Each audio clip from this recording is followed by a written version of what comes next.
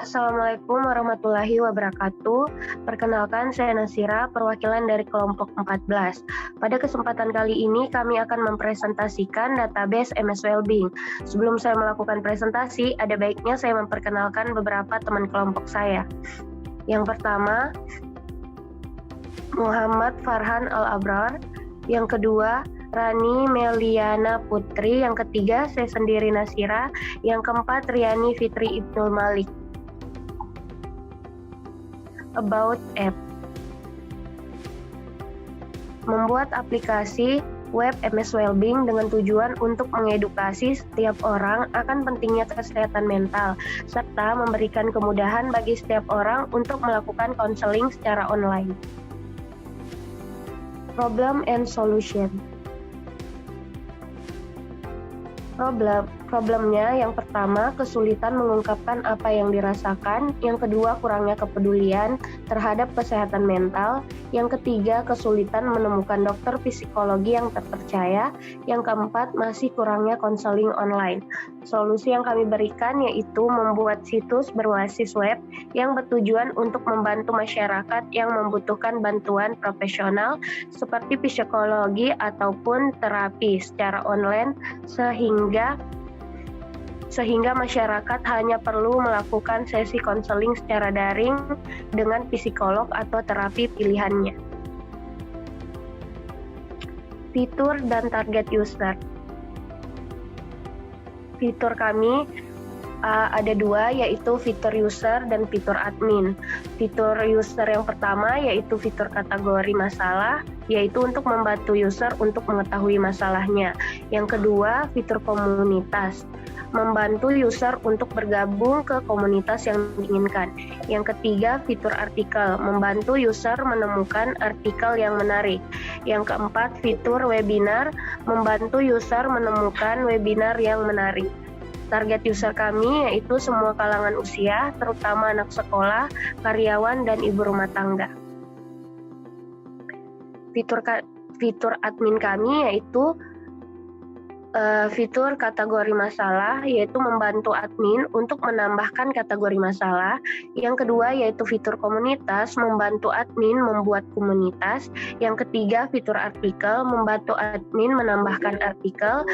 Fitur webinar yaitu membantu admin menambahkan webinar.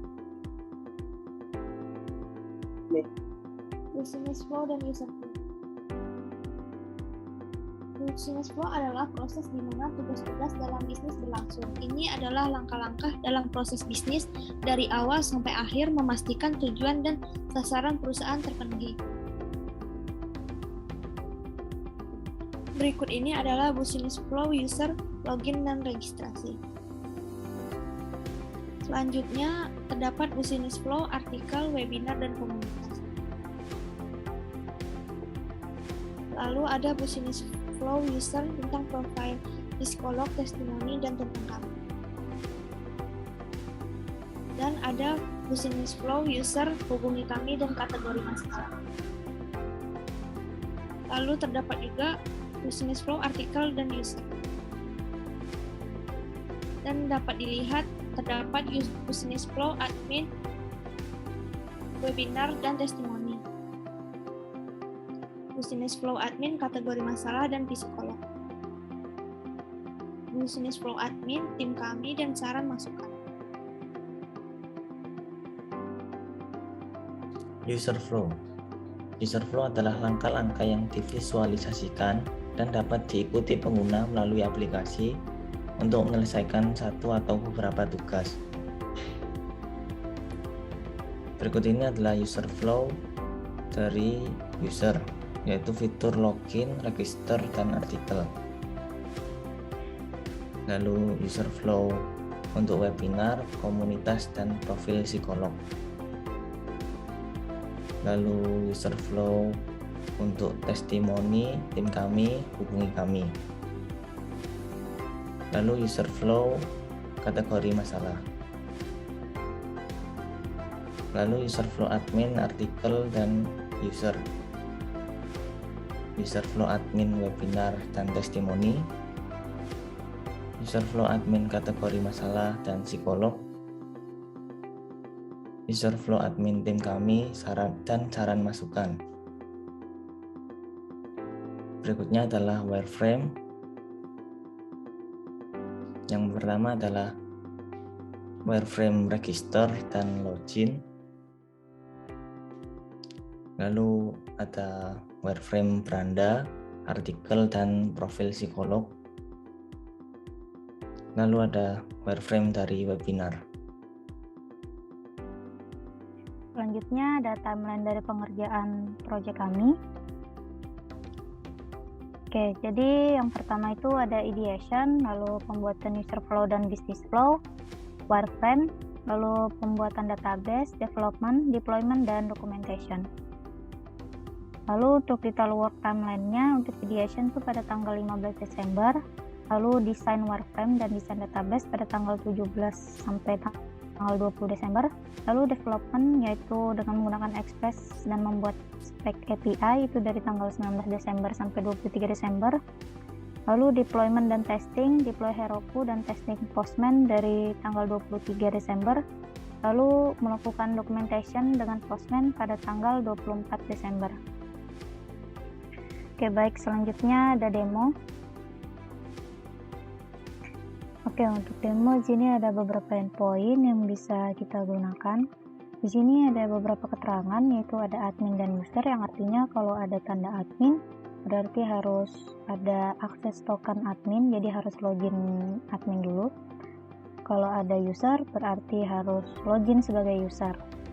Nah, kalau tidak ada berarti bisa diakses dari manapun, baik sebagai user, admin maupun non-user. Oke. Pertama ini ada register, ini untuk daftar akun bagi calon user. Lalu ini untuk login. Lalu di sini ada beberapa endpoint, kita coba dulu sebelum kita login untuk artikel. Nah, di sini ada dapat artikelnya. Lalu ada webinar. Coba, oke, dapat. Lalu ada kami, dapat. Dan semuanya ini juga udah dapat. Nah, selanjutnya kita coba tes untuk kita coba post webinar. Di sini kita coba hapus dulu aja tokennya. Jadi belum login sebagai siapa-siapa, kita coba tes apakah bisa untuk menambahkan webinar. Kita coba tes aja. Oke, unauthorized berarti ini artinya kita belum melakukan authentication. Nah, kita coba login sebagai user dulu.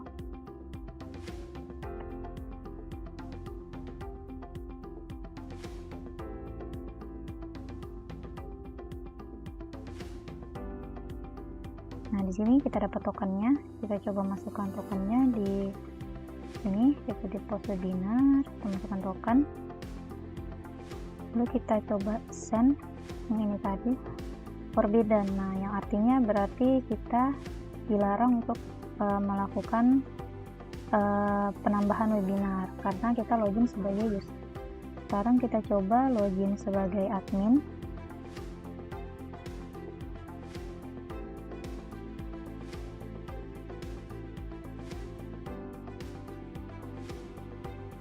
Coba login. Oke, dapat tokennya. Kita coba gunakan di post webinar. Oke, kita ganti tokennya, send. Oke, berhasil. Ini dapat pesan webinar add, dan ini hasilnya. Lalu kita coba get all webinar, harusnya udah masuk di sini. Oke, ini yang data yang kita tambahkan tadi. Lalu kita coba lakukan update. Kita lakukan update sini. Oh ya, jangan lupa kita masukkan tokennya. Ini itu di sini juga. Oke, Sudah, kita coba untuk update untuk ID yang tadi kita buat. Kita tes dulu apakah dapat ini. Oke, dapat. Kita coba edit sini, masukkan ID-nya, lalu kita coba ubah judulnya. Ini update judul, lalu kita coba send. Oke, webinar updated. Nah, kita coba tes di sini, harusnya berubah. Nih awalnya masih judul, lalu kita coba send. Oke, berubah jadi update judul, berarti berhasil diupdate ya. Oke, selanjutnya kita coba delete webinarnya. Nah, ini kita copy, lalu kita taruh di sini, paramsnya kita masukkan, send. Oke, webinar deleted. Kita coba tes di sini apakah dia dapat. Oke, dapat pesan not found. Di sini juga kita tes, harusnya udah terhapus. Oke, sudah hilang yang data yang kita buat tadi. Hal ini juga berguna untuk endpoint lainnya yang memiliki metode yang sama, yaitu post, edit, dan delete. Baik itu testimoni, komunitas, kategori, psikolog, dan artikel, itu memiliki fungsi yang sama. Nah, selanjutnya kita coba dapatkan get all user. Karena kita tadi sudah login sebagai admin, kita copy dulu. Karena ini membutuhkan authorization.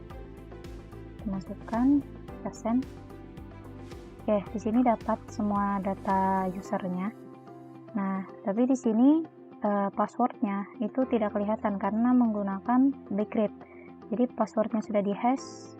Jadi hanya pengguna tersebut yang tahu passwordnya. Juga di sini ada role-nya. Oke, kita coba dapat per ID.